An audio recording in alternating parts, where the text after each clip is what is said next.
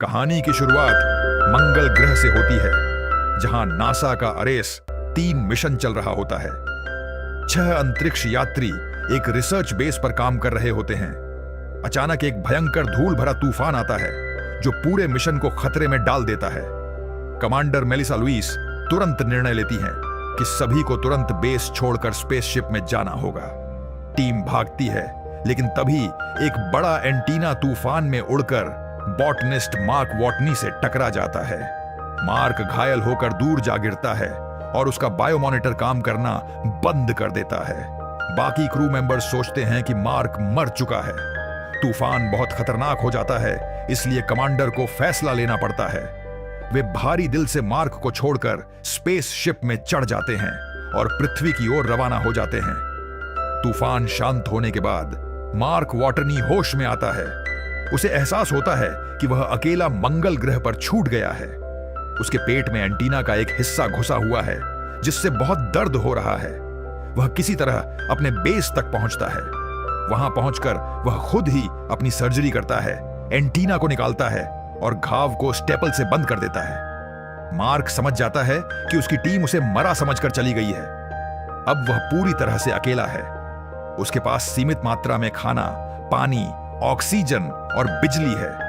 अगला मिशन 4 साल बाद आने वाला है। मार्क जानता है कि उसे अपनी जान बचाने के लिए खुद ही कुछ करना होगा। मार्क अपने हालात का जायजा लेता है। वह सभी खाने के पैकेट्स को गिनता है और हिसाब लगाता है। उसे पता चलता है कि उसके पास जो खाना है वह केवल 300 दिनों के लिए काफी है। लेकिन अगला मिशन आने में 1400 दिन लगेंगे। इसका मतलब है कि उसे किसी तरह से खाना बढ़ाना होगा।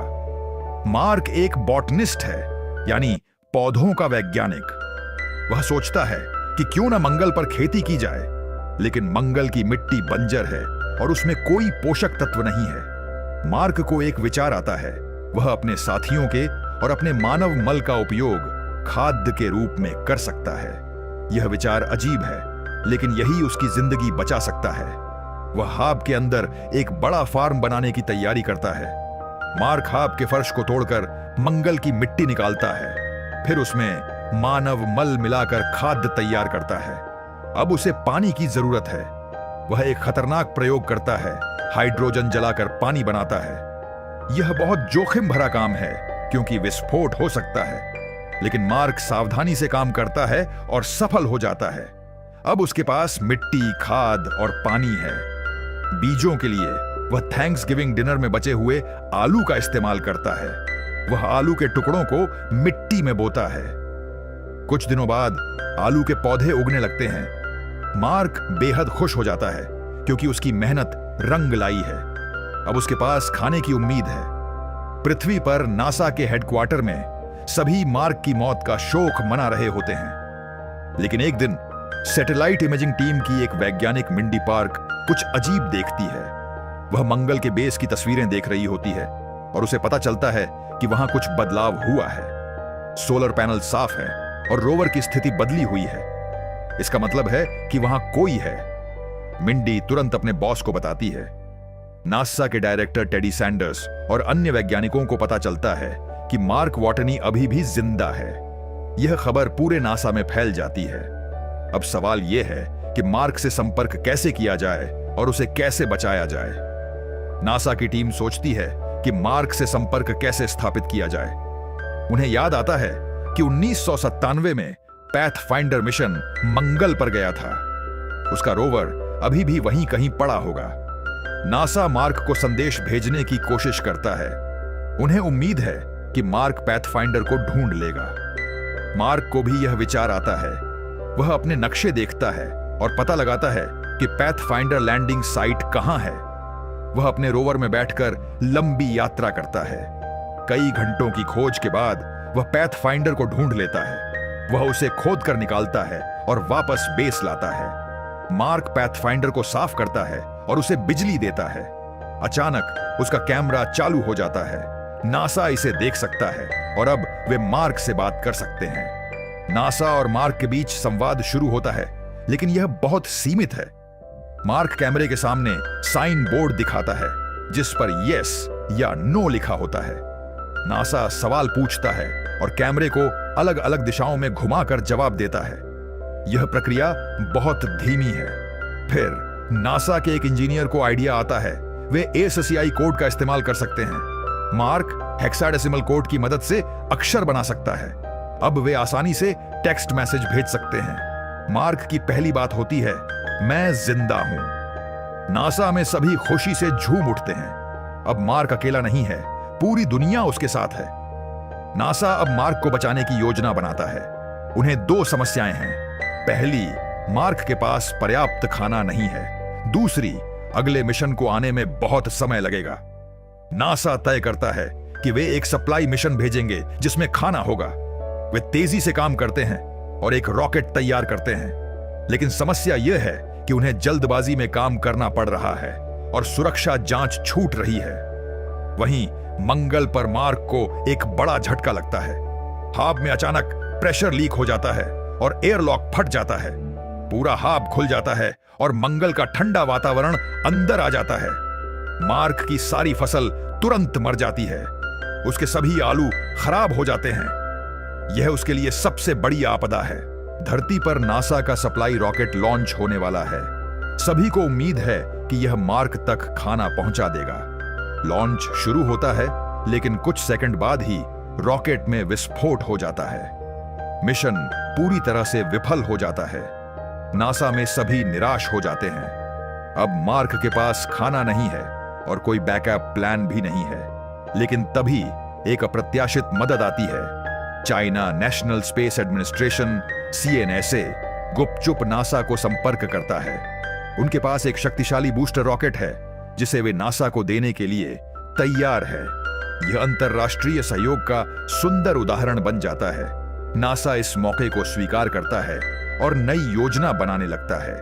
नासा के एक युवा वैज्ञानिक रिच पर्नेल को एक क्रांतिकारी विचार आता है।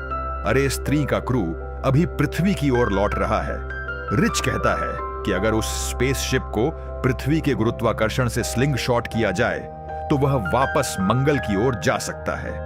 इससे वे मार्क को सीधे उठा सकते हैं। यह योजना खतरनाक है क्योंकि क्रू को फिर से अंतरिक्ष में बहुत समय बिताना होगा। नासा के डायरेक्टर इसे मंजूरी नहीं देना चाहते, लेकिन मिशन डायरेक्टर मिच हेंडरसन चुपके से यह जानकारी अरेस 3 क्रू को भेज देता है। कमांडर मेलिसा लुइस और उनकी टीम को जब यह पता चलता है तो वे तुरंत फैसला लेते हैं। वे अपने साथी को छोड़कर नहीं जाएंगे। पूरी क्रू वोट करती है और सभी मार्क को बचाने के लिए वापस जाने को तैयार हो जाते हैं।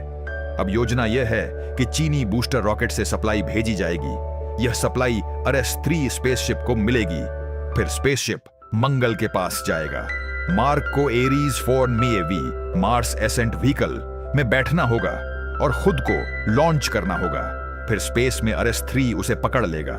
लेकिन समस्या यह है कि एरीज 4 MEAV बहुत दूर है, शेरोन एसिडालिया के दूसरी तरफ।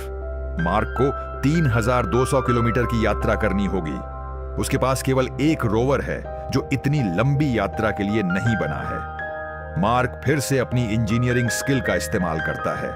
वह 2 रोवर को जोड़ता है, एक्स्ट्रा बैटरी लगाता है और अपना सामान तैयार करता है। यह यात्रा कम से कम 1 महीने की होगी।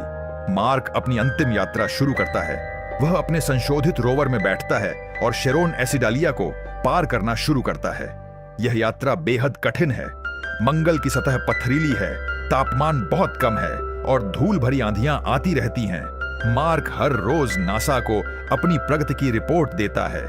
वह अपने साथ संगीत सुनता है, 1970 के डिस्को गाने जो कमांडर लुइस ने छोड़े थे। मार्क इन गानों से थक चुका है, लेकिन यही उसका एकमात्र मनोरंजन है।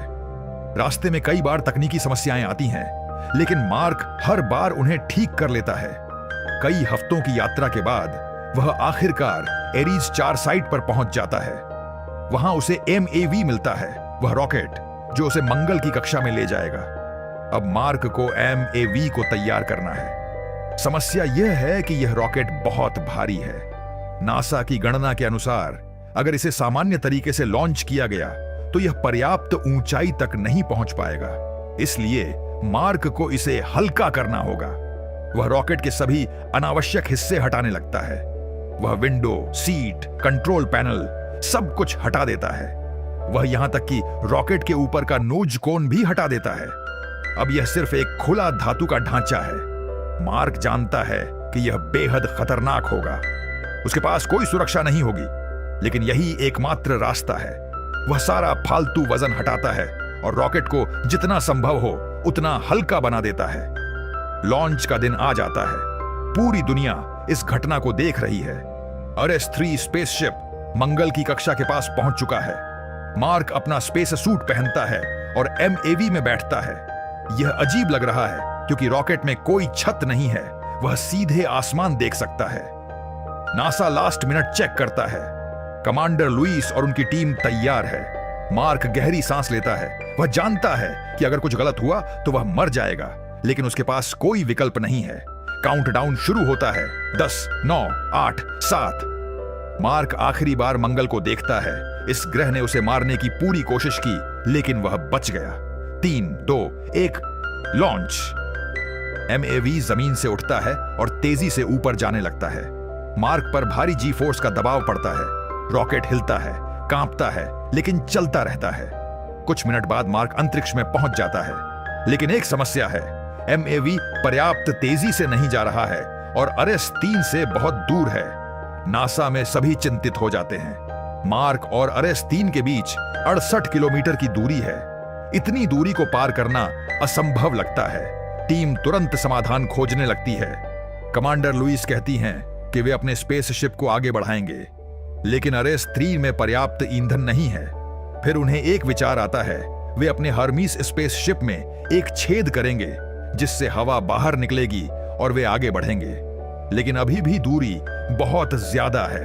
तभी मार्क को एक पागलपन भरा आइडिया आता है। वह कहता है कि वह अपने स्पेस सूट में छेद करेगा। उसके सूट में ऑक्सीजन है जो दबाव से बाहर निकलेगा। यह उसे थ्रस्ट देगा और वह आगे बढ़ेगा, बिल्कुल आयरन मैन की तरह। नासा पहले मना करता है क्योंकि यह बहुत खतरनाक है, लेकिन कोई विकल्प नहीं है। मार्क अपने हाथ के ग्लव में छेद करता है। हवा तेजी से बाहर निकलती है और वह आगे बढ़ने लगता है। वह अपने हाथ से दिशा कंट्रोल करता है।